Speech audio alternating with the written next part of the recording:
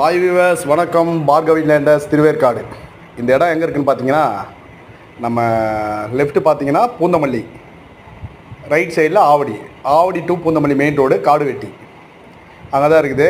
Frontage 47 அடி, 47க்கு 100, 4700 square feet 6500 சொல்கிறாங்க. பேசலாம், கால் பண்ணுங்கள். பார்கவி லேண்டர்ஸ், திருவேற்காடு, 9600137556.